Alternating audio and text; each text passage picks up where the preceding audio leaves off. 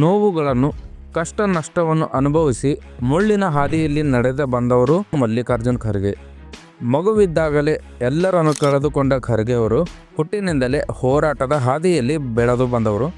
1972ರಿಂದ 2019ರವರೆಗೆ 9 ಬಾರಿ ಶಾಸಕರಾಗಿ 2 ಬಾರಿ ಸಂಸದರಾಗಿದ್ದಾರೆ. ಇವರಿಗೆ ಸೋಲಿಲ್ಲದ ಸರ್ದಾರ ಎಂಬ ಪಟ್ಟ ಕೂಡ ಸಿಕ್ಕಿದೆ. ಹೈದರಾಬಾದ್ ಕರ್ನಾಟಕ ಭಾಗಕ್ಕೆ ಅವರ ಕೊಡುಗೆ ಅಪಾರವಿದೆ. 371J ಆರ್ಟಿಕಲ್ ಜಾರಿಗೆ ಬರುವಲ್ಲಿ ಅವರದು ಸಿಂಹಪಾಲು. ಕಡು ಬಡತನದಲ್ಲಿ ಜನಿಸಿ ಮಗುವಿದ್ದಾಗಲೇ ಎಲ್ಲವನ್ನು ಕಳೆದುಕೊಂಡು ಹುಟ್ಟಿನಿಂದ ಹೋರಾಟದ ಹಾದಿಯಲ್ಲಿ ಬೆಳೆದು ಬಂದ ಡಾಕ್ಟರ್ ಮಲ್ಲಿಕಾರ್ಜುನ್ ಖರ್ಗೆ ಅವರು ಈಗ ಕಾಂಗ್ರೆಸ್ ಪಕ್ಷದ ರಾಷ್ಟ್ರೀಯ ಅಧ್ಯಕ್ಷರಾಗಿದ್ದಾರೆ. ಸೊ ಫ್ರೆಂಡ್ಸ್, ಬನ್ನಿ ಇವತ್ತಿನ ವಿಡಿಯೋದಲ್ಲಿ ಮಲ್ಲಿಕಾರ್ಜುನ್ ಖರ್ಗೆ ಅವರ ಕುರಿತ ಮಲ್ಲಿಕಾರ್ಜುನ್ ಖರ್ಗೆ ಅವರ ಜೀವನ ಮತ್ತು ರಾಜಕೀಯ ಸಂಘರ್ಷದ ಬಗ್ಗೆ ತಿಳಿದುಕೊಳ್ಳೋಣ. ನನ್ನ ಚಾನಲ್ಗೆ ಮೊದಲ ಬಾರಿಗೆ ಬಂದಿದ್ದರೆ ಚಾನಲನ್ನು ಸಬ್ಸ್ಕ್ರೈಬ್ ಮಾಡಿ, ವಿಡಿಯೋಸ್ ಲೈಕ್ ಮಾಡಿ, ಶೇರ್ ಮಾಡಿ. Without wasting any time let's start the video. Mallikarjun Kharge ಅವರು ಜುಲೈ 21, 1942ರಲ್ಲಿ ಜನಿಸುತ್ತಾರೆ. ಇವರು ಬೀದರ್ ಜಿಲ್ಲೆಯ ಬಾಲ್ಕಿ ತಾಲೂಕಿನ ವರವಟ್ಟಿ ಗ್ರಾಮದ ಕಡು ಬಡತನದ ಕುಟುಂಬದಲ್ಲಿ ಜನಿಸುತ್ತಾರೆ. ಇವರ ತಂದೆಯ ಹೆಸರು ಮಾಪಣ್ಣ ಖರ್ಗೆ, ತಾಯಿ ಹೆಸರು ಸಾಯಿಬವ್ವ ಖರ್ಗೆ. ಇವರ ಶಿಕ್ಷಣ ನೋಡುವುದಾದರೆ ಇವರು ತಮ್ಮ ಆರಂಭಿಕ ಶಿಕ್ಷಣವನ್ನು ನೂತನ ವಿದ್ಯಾಲಯ ಶಾಲೆಯಿಂದ ಕಲಬುರಗಿಯಲ್ಲಿ ಪೂರ್ಣಗೊಳಿಸುತ್ತಾರೆ. ಶೇಡ್ ಶಂಕರ್ ಲಾಹೋಟಿ ಕಾಲೇಜ್ ಕಲಬುರಗಿ, ಈ ಕಾಲೇಜಿಂದ LLB ಪದವಿಯನ್ನು ಪಡೆದು ವಕೀಲರಾಗುತ್ತಾರೆ. ಇವರ ಹೆಂಡತಿಯ ಹೆಸರು ರಾಧಾಬಾಯಿ. ಮಲ್ಲಿಕಾರ್ಜುನ್ ಖರ್ಗೆ ಮತ್ತು ರಾಧಾಬಾಯಿ ದಂಪತಿಗೆ 5 ಮಕ್ಕಳಿದ್ದಾರೆ. ಅವರಲ್ಲಿ 3 ಪುತ್ರರು, 2 ಪುತ್ರಿಯರು. ಸೊ ಫ್ರೆಂಡ್ಸ್, ಆ ಒಂದು ಕರಾಳ ದಿನ ಅವರ ಜೀವನದಲ್ಲಿಯೇ ಅತ್ಯಂತ ದುಃಖಮಯ ಮಾಡಿದಂಥ ದಿನವಾಗಿದೆ. ಮಲ್ಲಿಕಾರ್ಜುನ್ ಖರ್ಗೆ ಅವರು ಮಗುವಿದ್ದಾಗ ವರವಟ್ಟ ಗ್ರಾಮದಲ್ಲಿ ರಜಾಕಾರ ಪಡೆ ದಾಳಿ ನಡೆಸಿತು. ಕೈಗೆ ಸಿಕ್ಕವರ ಹತ್ಯೆಗೈದಿತು. ಮನೆಗಳಿಗೆ ಬೆಂಕಿ ಹಚ್ಚಿ ಕ್ರೌರ್ಯ ಮೆರೆದಿತು. ಇದೇ ಸಂದರ್ಭದಲ್ಲಿ ಖರ್ಗೆ ಕುಟುಂಬ ವಾಸವಿದ್ದ ಗುಡಿಸಲಿಗೂ ಕೊಳ್ಳಿ ಇಟ್ಟಿತು. ಖರ್ಗೆ ಅವರ ತಾಯಿ ಹಾಗೂ ಒಡ ಹುಟ್ಟಿದವರು ಅದೇ ಬೆಂಕಿಗೆ ಬಲಿಯಾದರು. ಅದೃಷ್ಟಕ್ಕೆ ಗುಡಿಸಲಿನಿಂದ ಹೊರಗಿದ್ದ ಮಲ್ಲಿಕಾರ್ಜುನ್ ಖರ್ಗೆ ಹಾಗೂ ಅವರ ತಂದೆ ಮಾಪಣ್ಣ ಅವರು ಬದುಕುಳಿಯುತ್ತಾರೆ. ನಂತರ ಖರ್ಗೆ ತಮ್ಮ ತಂದೆಯೊಂದಿಗೆ ಕಲಬುರಗಿಗೆ ವಲಸೆ ಬರುತ್ತಾರೆ.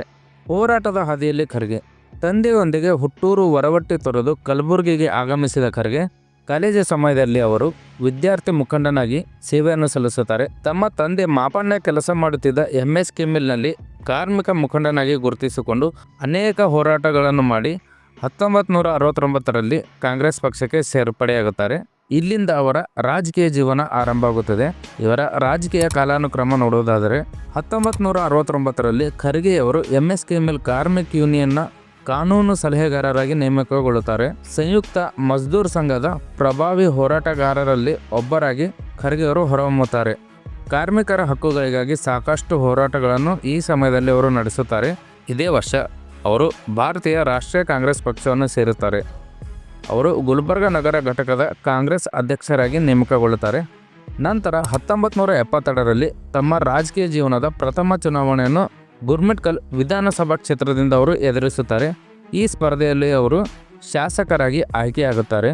ನಂತರ 1973ರಲ್ಲಿ ಕರ್ನಾಟಕದ ಪೌರಾಡಳಿತ ಹಾಗೂ ಸ್ಥಳೀಯ ಸಂಸ್ಥೆಗಳ ಆರ್ಥಿಕ ಪರಿಸ್ಥಿತಿಯನ್ನು ಸುಧಾರಿಸಲು ಸ್ಥಾಪಿಸಲಾದ ಅಕ್ಟ್ರಾಯ್ ತೆರಿಗೆ ಮೂಲನ ಸಮಿತಿಯ ಚೇರ್ಮನ್ ಆಗಿ ಖರ್ಗೆ ಅವರನ್ನು ನೇಮಿಸಲಾಗುತ್ತದೆ. 1974ರಲ್ಲಿ ಚರ್ಮೋದ್ಯಮ ಅಭಿವೃದ್ಧಿ ನಿಗಮದ ಚೇರ್ಮನ್ ಆಗಿ ಖರ್ಗೆ ಅವರು ಆಯ್ಕೆಯಾಗುತ್ತಾರೆ. ಬಡತನದಲ್ಲಿದ್ದ ಚರ್ಮಕಾರರ ಜೀವನ ಮಟ್ಟವನ್ನು ಸುಧಾರಿಸಲು ಹಲವಾರು ಕಾರ್ಯಯೋಜನೆಗಳನ್ನು ಖರ್ಗೆ ಅವರು ಆರಂಭಿಸುತ್ತಾರೆ. ರಾಜ್ಯದ ಪ್ರಾಥಮಿಕ ಶಿಕ್ಷಣ ಸಚಿವರಾಗಿ ನೇಮಕಗೊಳ್ಳುತ್ತಾರೆ. ಸಚಿವರಾಗಿ ಅವರು ತಮ್ಮ ಅವಧಿಯಲ್ಲಿ ಖಾಲಿ ಇದ್ದ 16,000 SC/ST ಬ್ಯಾಕ್ಲಾಗ್ ಶಿಕ್ಷಕರ ಹುದ್ದೆಯನ್ನು ಏಕಕಾಲಕ್ಕೆ ತುಂಬಿ 16,000 ಶಿಕ್ಷಕರನ್ನು ನೇರ ನೇಮಕಾತಿ ಮಾಡುತ್ತಾರೆ. 1978ರಲ್ಲಿ ಇವರು ದ್ವಿತೀಯ ಬಾರಿಗೆ ಗುರ್ಮಿಟ್ಕಲ್ ವಿಧಾನಸಭಾ ಕ್ಷೇತ್ರದಿಂದ ಶಾಸಕರಾಗಿ ಮರು ಆಯ್ಕೆಯಾಗುತ್ತಾರೆ. ಈ ಹೊತ್ತಿಗೆ ದೇವರಾಜ್ ಅರಸು ಅವರ ಮಂತ್ರಿಮಂಡಳಿಯಲ್ಲಿ ಗ್ರಾಮೀಣಾಭಿವೃದ್ಧಿ ಮತ್ತು ಪಂಚಾಯತ್ ರಾಜ್ ಇಲಾಖೆಯ ಸಚಿವರಾಗಿ ನೇಮಕಗೊಳ್ಳುತ್ತಾರೆ. ತದನಂತರ 1980ರಲ್ಲಿ ಗುಂಡೂರಾಯರ ಸರ್ಕಾರದಲ್ಲಿ ಇವರು ಕಂದಾಯ ಇಲಾಖೆ ಸಚಿವರಾಗಿ ನಿಯುಕ್ತಗೊಳ್ಳುತ್ತಾರೆ. ಈ ಅವಧಿಯಲ್ಲಿನ ವ್ಯಾಪಕ ಭೂ ಸುಧಾರಣಾ ಕಾರ್ಯಗಳಿಂದ ರಾಜ್ಯದ ಲಕ್ಷಾಂತರ ಸಣ್ಣ ರೈತರು ಹಾಗೂ ಕೂಲಿಕಾರರಿಗೆ ಭೂಮಿಯ ಹಕ್ಕು ದೊರೆಯುವಂತೆ ಮಲ್ಲಿಕಾರ್ಜುನ್ ಖರ್ಗೆ ಅವರು ಮಾಡುತ್ತಾರೆ. ಇದು ಒಂದು ಇತಿಹಾಸವಾಗಿದೆ. 1983ರಲ್ಲಿ ಗುರ್ಮಿಟ್ಕಲ್ ವಿಧಾನಸಭಾ ಕ್ಷೇತ್ರದಿಂದ ಅವರು 3ನೇ ಬಾರಿಗೆ ಶಾಸಕರಾಗಿ ಆಯ್ಕೆಯಾಗುತ್ತಾರೆ.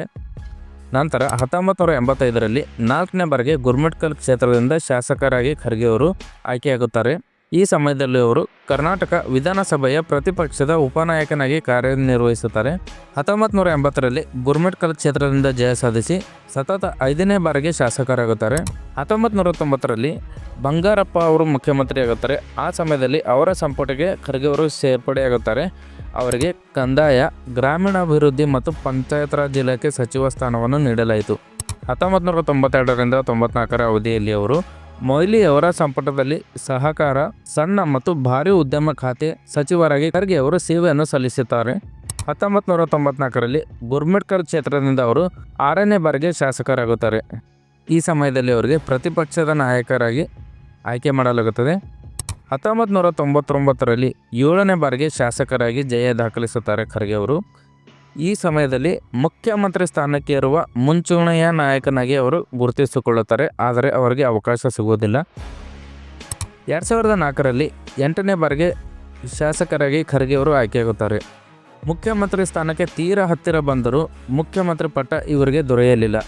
ಈ ಸಮಯದಲ್ಲಿ ಧರಮ್ ಸಿಂಗ್ ನೇತೃತ್ವದ ಸಮ್ಮಿಶ್ರ ಸರ್ಕಾರದಲ್ಲಿ ಅವರಿಗೆ ಸಾರಿಗೆ, ಜಲ ಸಂಪನ್ಮೂಲ ಸಚಿವರಾಗಿ ನೇಮಕ ಮಾಡಲಾಗುತ್ತದೆ. 2005ರಲ್ಲಿ ಖರ್ಗೆ ಅವರು ಕರ್ನಾಟಕ ಪ್ರದೇಶ ಕಾಂಗ್ರೆಸ್ ಕಮಿಟಿಯ ಅಧ್ಯಕ್ಷರಾಗುತ್ತಾರೆ. ಇವರ ಅಧ್ಯಕ್ಷತೆಯಲ್ಲಿ ಕೆಲವೇ ತಿಂಗಳಲ್ಲಿ ನಡೆದ ಪಂಚಾಯತ್ ಚುನಾವಣೆಗಳಲ್ಲಿ ಕಾಂಗ್ರೆಸ್ ಪಕ್ಷ ಎದುರಾಳಿ ಬಿಜೆಪಿ ಹಾಗೂ ಜೆಡಿಎಸ್ ಪಕ್ಷಗಳಿಗಿಂತಲೂ ಅತಿ ಹೆಚ್ಚು ಸ್ಥಾನವನ್ನು ಗಳಿಸುತ್ತದೆ.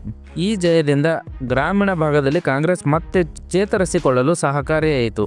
2009ರಲ್ಲಿ ಗುಲ್ಬರ್ಗ ಲೋಕಸಭಾ ಕ್ಷೇತ್ರದಿಂದ ಸಾರ್ವತ್ರಿಕ ಚುನಾವಣೆಯಲ್ಲಿ ಖರ್ಗೆ ಅವರು ಕಣಕ್ಕಿಳುತ್ತಾರೆ. ಸತತ 10ನೇ ಬಾರಿಗೆ ಜಯಿಸುವ ಮೂಲಕ ಸಂಸದರಾಗಿ ಆಯ್ಕೆಯಾಗುತ್ತಾರೆ. UPA 2 ಅವಧಿಯಲ್ಲಿ ಅವರು 2009ರಿಂದ 13ರಲ್ಲಿ ಕಾರ್ಮಿಕ ಮತ್ತು ಉದ್ಯೋಗ ಸಚಿವರು ಆಗಿದ್ದರು. 2013 ಮತ್ತು 2014ರಲ್ಲಿ ರೈಲ್ವೆ ಮಂತ್ರಿಯಾಗಿ ಕೂಡ ಅವರು ಕೆಲಸ ಮಾಡಿದ್ದಾರೆ.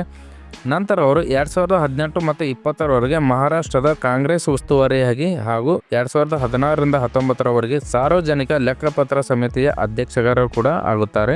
2014ರಲ್ಲಿ ನಡೆದ ಸಾರ್ವತ್ರಿಕ ಚುನಾವಣೆಯಲ್ಲಿ ಮತ್ತೊಮ್ಮೆ ಅವರು ಕಲಬುರಗಿಯಿಂದ ಸಂಸದರಾಗುತ್ತಾರೆ.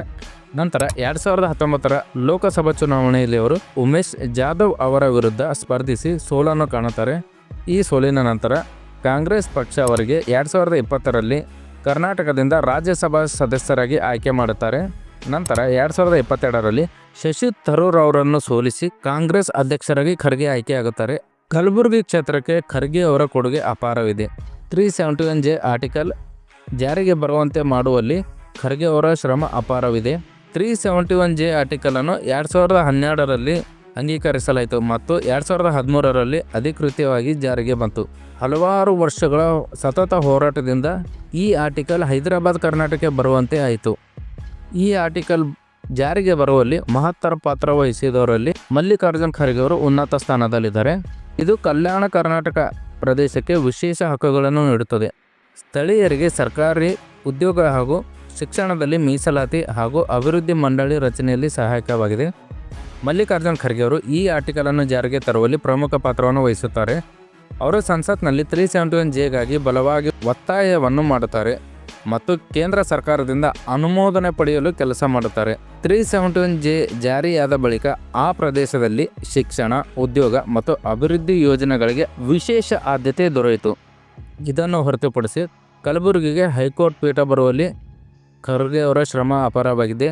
ಕಲಬುರಗಿಗೆ ಸೆಂಟ್ರಲ್ ಯೂನಿವರ್ಸಿಟಿ ಬರುವಲ್ಲಿ ಖರ್ಗೆ ಅವರ ಪಾತ್ರ ಪ್ರಮುಖವಾಗಿದೆ ಹಾಗೂ ESI ಹಾಸ್ಪಿಟಲ್ ಇವರ ಆಡಳಿತದ ಅವಧಿಯಲ್ಲಿ ನಿರ್ಮಿಸಲಾದ ಹಾಸ್ಪಿಟಲ್ ಆಗಿದೆ.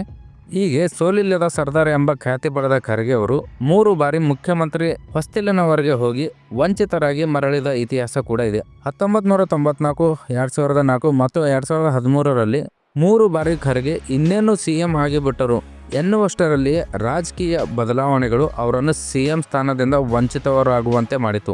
ಖರ್ಗೆ ಬದಲಾಗಿ SM ಕೃಷ್ಣ, ಧರಮ್ ಸಿಂಗ್ ಹಾಗೂ ಸಿದ್ದರಾಮಯ್ಯ ಅವರು ಮುಖ್ಯಮಂತ್ರಿ ಹುದ್ದೆಗೇರಿದರು. ಸೊ ಫ್ರೆಂಡ್ಸ್, ನಿಮ್ಮ ಪ್ರಕಾರ ಖರ್ಗೆ ಅವರು ಕರ್ನಾಟಕ ರಾಜ್ಯದ ಮುಖ್ಯಮಂತ್ರಿ ಆಗಬೇಕೇ? ನಿಮ್ಮ ಅಭಿಪ್ರಾಯವನ್ನು ಕಮೆಂಟ್ ಮಾಡಿ ತಿಳಿಸಿ. ಸೊ ಫ್ರೆಂಡ್ಸ್, ಈ ಮಾಹಿತಿ ನಿಮಗೆ ಇಷ್ಟವಾಗಿದ್ದರೆ ಚಾನಲನ್ನು ಸಬ್ಸ್ಕ್ರೈಬ್ ಮಾಡಿ, ವಿಡಿಯೋಸನ್ನು ಲೈಕ್ ಮಾಡಿ, ಶೇರ್ ಮಾಡಿ. ಧನ್ಯವಾದಗಳು.